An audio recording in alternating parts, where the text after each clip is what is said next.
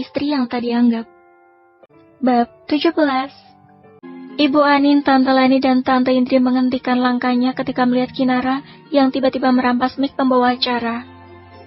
Suasana yang tadinya riuh kini berubah menjadi sunyi. Dirga memeluk arah tubuh Kinara yang bergetar hebat. Pria tampan itu terus membisikkan kata-kata motivasi guna menenangkan Kinara yang ketakutan. Sayang, kamu tidak boleh takut. Kamu tidak boleh lemah di hadapan mereka. Buktikan kalau kamu yang sekarang telah berubah. Jangan biarkan mereka kembali tertawa di atas tangisan kamu. Bukankah Kinara yang selama ini aku kenal adalah sosok mama muda yang berani? Sosok wanita tegar yang mampu berdiri di atas kakinya sendiri. Dirga menangkuk pipi Kinara lalu menghapus jejak air mata Kinara yang tersisa di pipinya. Pria tampan itu menatap lekat wajah cantik Kinara yang kini berubah menjadi sembab. Tersenyumlah sayang. Jangan biarkan mereka bahagia sekali lagi atas penderitaan kamu. Yakinlah, kalau kamu bisa melewati ini semua. Jelaskan pada tamu dan penggemar kamu yang sebenarnya, tanpa harus ada yang kamu tutup-tutupi. Yakinlah, kalau mereka pasti akan mempercayaimu dan menerima kamu apa adanya. Ingatlah, kalau manusia yang pada dasarnya memiliki hati yang baik, maka orang-orang yang berada di sekelilingnya juga akan baik. Kamu adalah wanita terbaik yang pernah aku kenal, sayang. Dirga terus memberikan motivasi untuk Kinara, membuat wanita yang baru saja menjadi istrinya itu merasa tenang. Kinara menggenggam tangan Dirga yang berada di pipinya. Apa kakak tidak merasa jijik setelah melihat fotoku zaman dulu? Aku hanyalah gadis jelek yang berubah menjadi gadis cantik. Kinara berkata dengan suara yang bergetar menahan isak tangisnya. Wanita itu sangat takut bila Dirga berpaling darinya. Akan tetapi, bila memang itu keinginan Dirga, Kinara akan mengikhlaskan semuanya.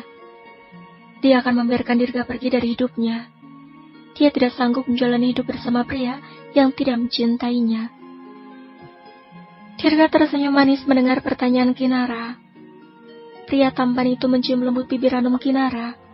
Dia mencurahkan perasaannya dengan ciuman lembut itu. Dirga tak peduli orang-orang menatap ke arah mereka. Ciuman itu terasa hangat, tanpa adanya hasrat yang menggebu-gebu di dalamnya. Terserat kelembutan di dalamnya. Kinara bisa merasakan ketulusan Dirga dalam ciuman itu. Wanita itu kembali meneteskan air matanya. Dirga melepaskan ciuman tersebut, lalu menyatukan keningnya dengan kening Kinara. Aku mencintai kamu apa adanya, sayang. Kekayaan itu bisa dibuat, dan harta bisa dicari. Akan tetapi, wanita yang memiliki hati tulus seperti kamu itu sangat sulit ditemukan.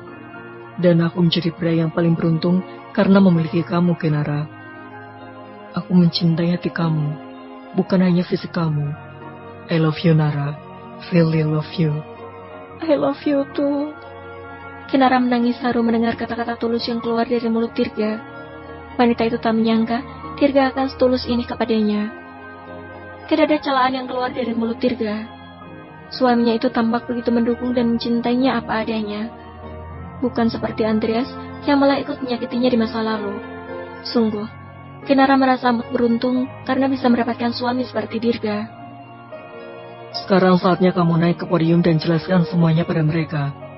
Jangan takut, sayang. Publik juga bisa menilai mana yang benar dan mana yang salah. Pria tampan itu berkata lembut membuat Kinara tersenyum cerah. Wanita cantik itu segera menghapus jejak air matanya. Doakan aku, sayang. Kinara mengecup bibir Dirga sesaat, membuat pria tampan itu tersenyum senang. Doa yang terbaik untuk istriku.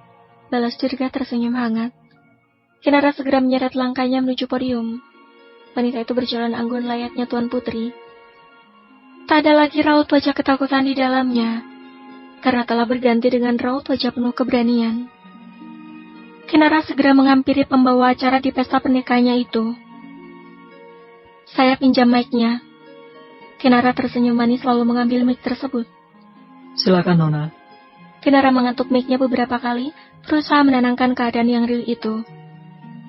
Perhatian semuanya, ujar Kinara menatap kerumunan tamu yang kini terdiam menatap ke arahnya.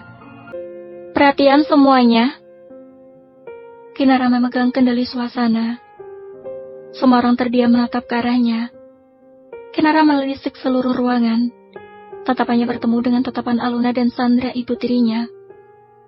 Dari tatapan mereka, Kinara tahu bahwa ini semua ulah ibu atau kakak tirinya itu. Ingin sekali Kinara tertawa getir saat ini juga.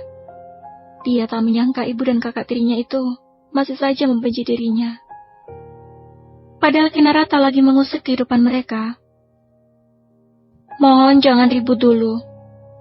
Izinkan saya menjelaskan semuanya. Nanti setelah saya jelaskan, Anda semua bisa menilai mana yang benar dan mana yang salah.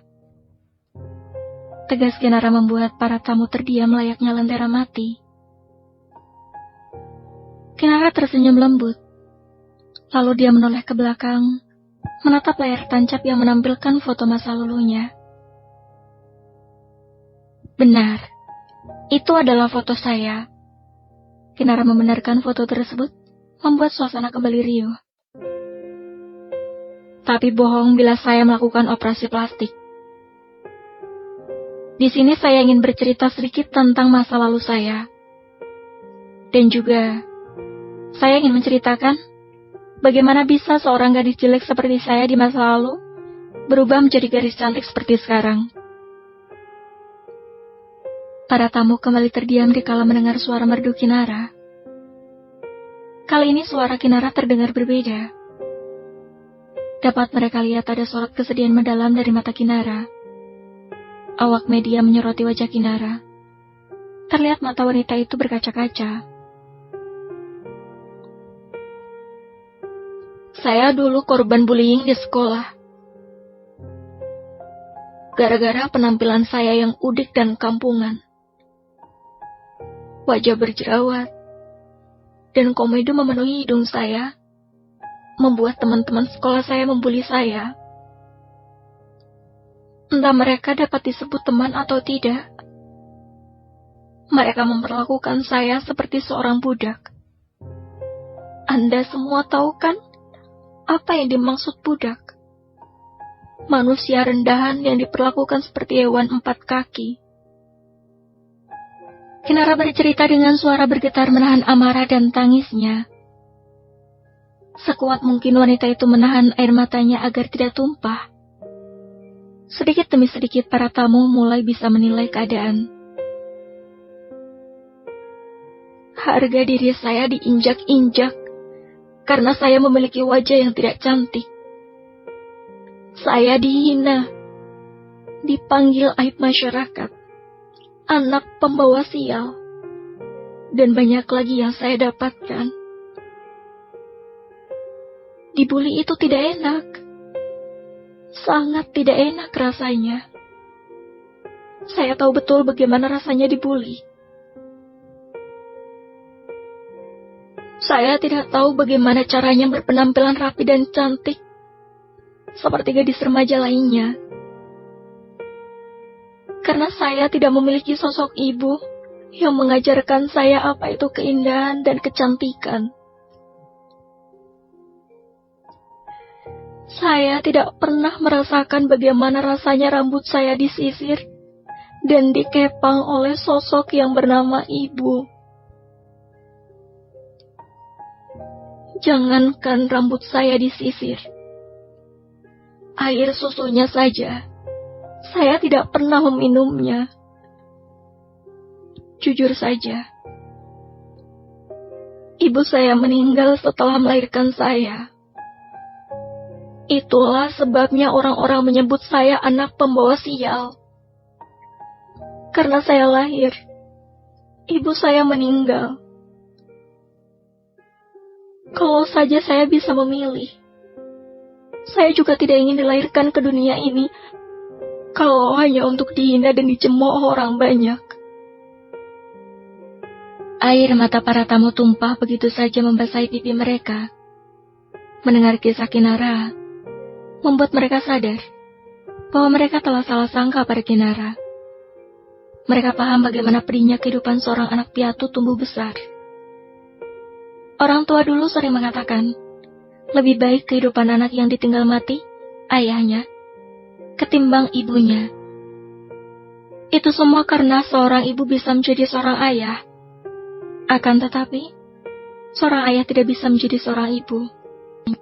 Seorang ayah hanya bisa memberikan kasih sayang yang nyata pada anaknya bila sang anak telah lahir ke dunia. Akan tetapi, seorang ibu sudah lebih dulu memberikan kasih sayangnya pada si anak yang baru seukuran biji di dalam rahimnya. Saya pernah berpikir untuk melakukan bunuh diri. Jantung Bram seolah ingin berhenti mendengar ucapan Kinara. Pria Parubaya itu tidak menyangka anaknya pernah berpikiran untuk mengakhiri hidupnya sendiri. Apakah separah itu penderitaan Kinara? Ayah macam apa aku? Gumam Bram pelan dengan segudang rasa penyesalan di dalamnya. Tetapi, saya masih punya akal sehat. Timbul bisikan dalam hati saya untuk tidak melakukan hal buruk itu. Alhasil, saya bisa bertahan sampai sekarang.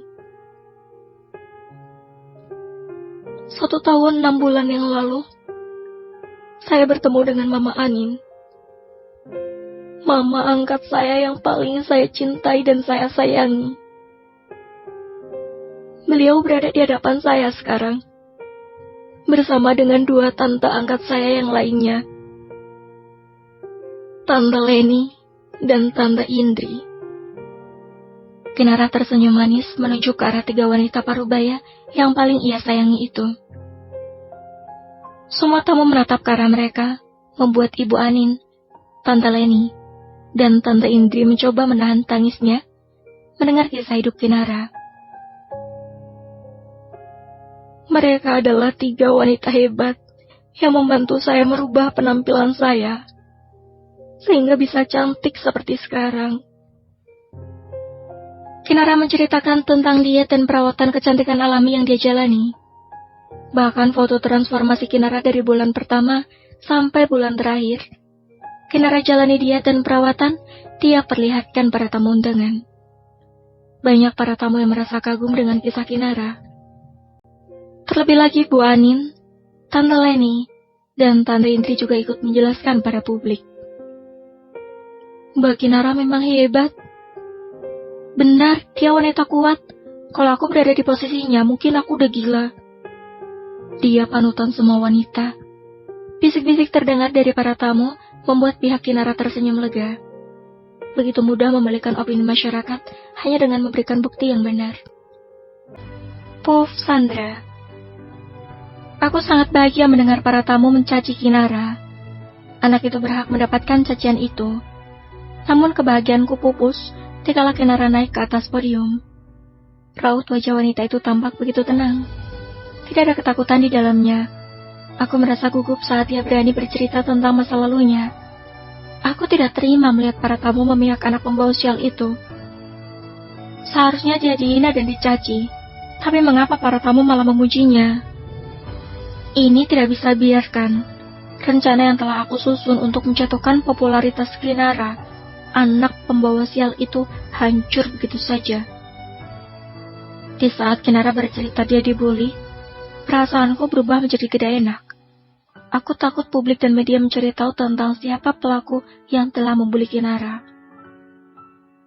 Aku takut Aluna anak kesayanganku terkena imbas. Namun perasaanku mulai tenang dikala Kinara tak menyebutkan nama-nama orang yang membulinya. Ayah macam apa aku ini? Aku tersentak dikala mendengar gumaman suamiku Mas Bram. Ada apa ini? Apakah dia menyesal karena telah menelantarkan Kinara? Aku akan mencari tahu siapa dalang yang telah mempermalukan Kinara. Mas Bram membuka ponselnya, lalu mengirimkan pesan pada anak buahnya. Oh tidak, aku benar-benar ketakutan sekarang. Aku takut bila Mas Bram tahu yang sebenarnya. Aku takut Mas Bram marah dan menceraikan aku. Mau lari kemana kamu? Sentak Ibu Anin menatap murka Sandra yang ingin keluar dari gedung tersebut. Saya mau pulang, jawab Sandra heran melihat Ibu Anin dan kedua temannya menatap tajam dirinya. Setelah kamu mengacaukan acara anak saya, kamu mau pulang? Enak kali hidupmu, Babu. Ibu Anin berkata sinis, sengaja menekan kata babu membuat Sandra terbelalak. Apa maksud Anda? Siapa yang Anda panggil babu? Tanya Sandra tak terima. Siapa lagi kalau bukan kamu, mantan babysitter? Balas Ibu Anin menyeringnya kejam, bersambung.